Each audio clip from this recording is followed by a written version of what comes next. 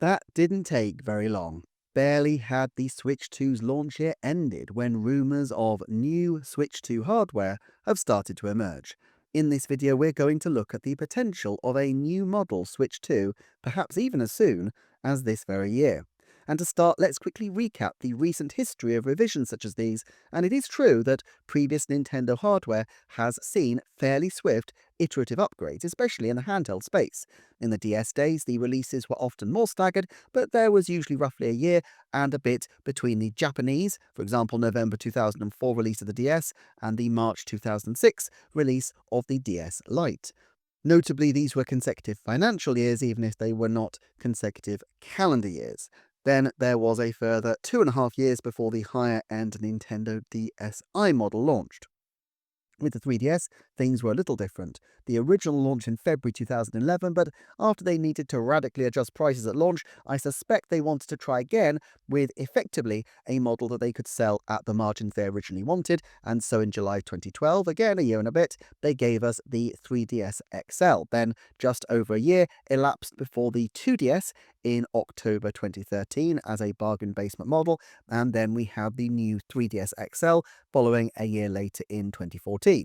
Switch had a 2.5 year lag between the original Switch's launch in March 2017 and the Switch Lite debuting in September 2019, and then there were 2 years and a month before the October 2021 launch of the OLED model. Of course, with the Switch, rumours were circulating almost from the off about new models, especially since the bezel on the original Switch was conspicuously large, opening the door to a new version that had the same footprint but a larger screen. But anyone who waited on a bezel enlargement had a 4.5 year period to sit it out. So ultimately, it was still better for most people to buy the Switch close to launch. So, what are the motivations Nintendo had to release new hardware such as this? Well, firstly, they like to have a range of different options on the marketplace available to entice in different audience members. The pattern of having a high, middle, and low cost entry to the marketplace is doubtless something they will ultimately aim to replicate across the Switch 2 generation as well, because it simply makes sense to appeal to the broadest range of consumers. Too many options, and it can get confusing, but not enough, and it might seem that you're missing out on potential sales. However, the timing is another matter. In a perfect world, Nintendo would maximize console sales right out of the gate, but production capacity is finite and games only release at a certain pace, so there is a constant dance that Nintendo need to do between keeping up the momentum of the system without resorting to price cuts, which the Lite model effectively would be at this point, or variant editions, which purportedly the OLED model would be. Releasing, let alone designing and manufacturing a new system isn't a cost-free venture, and if consumers in a cost-conscious age opt for the entry model when they might have been persuaded to go for the full model, that's not in Nintendo's interests. It's also a little bit soon to be pushing a higher cost variant, especially given that the Switch 2 is relatively high priced compared to their recent systems. There are also other considerations to take in place. Firstly, Nintendo wants to make sure that they sync up with a time when they can support the console with a significant number of new games. During 2018 and even into early 2019, Nintendo was still supporting the 3DS, while the Switch was pretty much sucking on fumes in terms of new releases. June 2019's release of Super Mario Maker 2, only the second original first-party developed retail title of the year, was the beginning of the age of regular Switch games coming, with Fire Emblem Three Houses, Astral Chain, Zelda Link's Awakening, Ring Fit Adventure, Luigi's Mansion 3, and Pokemon Sword and Shield following across the rest of the months of the year, putting the Lite model release square in the middle of this incredible run of games, and most particularly ahead of the new Pokemon release, made a lot of sense. However, in the intervening years, Nintendo has managed to even out its release schedules considerably, and if they're confident in the lineup, I don't think we need to expect a 2.5 year wait as a default. Add to this the rocket start of the Switch 2 in its early months, which has meant that Switch 2 is far further ahead than Switch was at its equivalent point in the market, and I think that 1.5 year window for new hardware, which would put a launch in September to November of 2026, is something that is still in contention. In terms of a strong launch lineup, even if they don't have much else to share, Pokemon Gen 10 will be absolutely huge, but I think something big on the Mario front is also locked on. Also, we know that Nintendo is copping a lot of flack for higher prices, and so one way to ameliorate this concern would be to launch a lower cost model. Also, Factoring into this is that in November, they announced that they were wrapping up production on Switch games, and while that's no real surprise, it shows a certain boldness and perhaps indicates that they would like to pivot from Switch to Switch 2 much more decisively than with the 3DS to Switch handover, where they did need the 3DS as a bit of a parachute in case the Switch turned into another Wii U style disaster. All that said, there are good reasons to think that Nintendo might delay as well, or at least not bring out any new Lite model very soon. Firstly, logistics. With memory prices rising abruptly, Nintendo is going to want to try to design a system that is relatively future-proof in terms of price.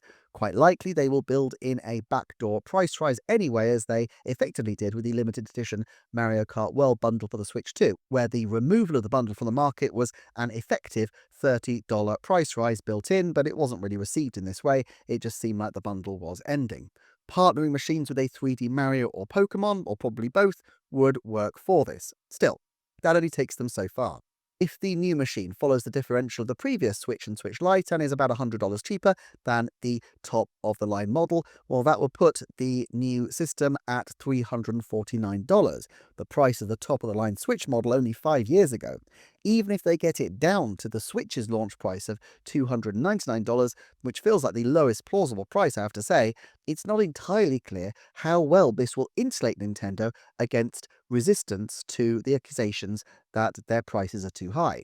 Realistically, given memory considerations, I would say $349 feels like a likelier option, with Switch 2 eventually settling into the $500 brackets if and when there is eventually some kind of price rise, reflecting the fact that Nintendo's current contracts for the supply of memory are likely to run out.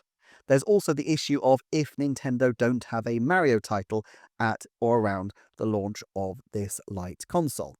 Now, Pokemon is not wholly owned after all, so even if they do have a major Pokemon game, they will want something else that is wholly Nintendo owned to be driving the content that they're making. While, for reasons I've gone into previously, I'm generally cool on the potential of Luigi's Mansion this year, if they do decide to launch new hardware, then the odds of Luigi's Mansion in 2026 increase considerably, because Luigi's Mansion has frequently been associated with the handheld versions of their games. I still find it difficult to think that, with years and years to plan around, Nintendo wouldn't have known something Galaxy-themed would be needed for this Christmas. I know some people interpret this as Nintendo following the films, but actually I think it's, to a large degree, the reverse. The films are essentially massive advertisements of the game, so while it's not always possible to sync up the releases of games that are a long way off, it's hard to imagine them greenlighting a focus for films which doesn't feed into their game release plans. At any rate, whether Luigi or Mario, it's easily possible to imagine a strong launch lineup being built around a Lite model this September-October. Plus, there's the obvious game for launch: Animal Crossing. Did they do a Nintendo Switch 2 edition of Animal Crossing New Horizons as a warm-up marketing for the impending announcement of a 2027 or even winter 2026 Animal Crossing title? I think the mood music from Furukawa, both in his recent interview and his November presentation, is very much about taking their time with their big series, and with Animal Crossing especially, it feels perfectly placed to do for their sales in spring 2028 or 2029 what they'll hope the Mario and Zelda movies will do for their sales in the springs of 2026 and 2027. Another consideration, though, is the original Switch. Nintendo has integrated Switch 2 and Switch quite effectively by using GameShare, and they may want to maximize their use of this functionality first.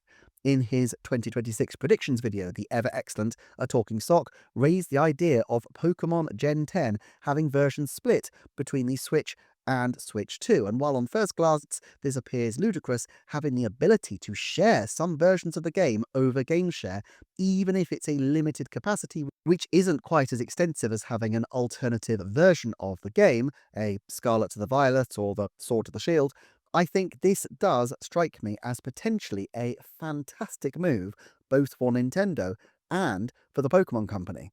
The Pokemon Company have always liked to release mainline games on older hardware to expand the potential reach of the games, but allowing games to be shared would keep the titles high profile, but would have a particular benefit for Nintendo owners. For families who already have at least one original Switch, and that's a lot of families, Switch 2 has the opportunity to position itself as the perfect complement to an existing game setup. If you have 3 children and you can entertain all of them with one Switch 2 and GameShare, that's actually an incredible value offer that could encourage people to stretch to the higher price Switch 2 option, because it's going to complement and sit right at the heart of their media systems. This is good for Nintendo, and not just because the Switch 2 is higher price and therefore probably would be higher margin, but because it puts Switch 2 at the center of the house and therefore in front of people's attention. Handhelds are fine, but they don't have nearly the same potential to become major parts of people's lives as something that sits in the living room. It also allows them to clear their stock of the existing Switch family, which must be useful if they eventually intend to release a Lite model. For all these reasons, I'm not sure 2026 is Nintendo's best shout for a Lite model, although there are certainly circumstances where it would make sense to go sooner. My guess remains that they will wait until after the Zelda movie to announce for late 2027, and then have the system for the third holiday season of the Switch 2, probably alongside Luigi's Mansion, a big Zelda game, and perhaps some kind of significant Pokemon spin-off, an MMO maybe. As for the prospect of a higher-end model, such as an OLED or bezel-free device by the end of 2027, I think that is far less likely. With 3DS, they needed to fundamentally change the hardware to get to the price point they wanted, and to have, in effect, a second start after the first start kind of wobbled. But I doubt this is going to be the usual strategy that Nintendo will want to take, and the cost of OLED would drive up their price even higher, while they wouldn't benefit from upgrades in the near term to the same degree as people who have had their original Switch for 4 years and desired an upgrade are less likely to want to upgrade after just a year or even a few months. So I guess at the current time that a 2026 Lite model is maybe 30% likely, but at the end of 2027, I would say by that point, it becomes a 70% likely possibility. An OLED model by the end of 2028, I would class as absolute top whack, a 30% shout, and probably, frankly, even less than that. But as ever, let me know what you think. Do consider checking out the Patreon, which really does help the channel keep going. But irrespective, I'm so grateful you're here, and I will look forward to seeing you next time for another Nintendo Forecast.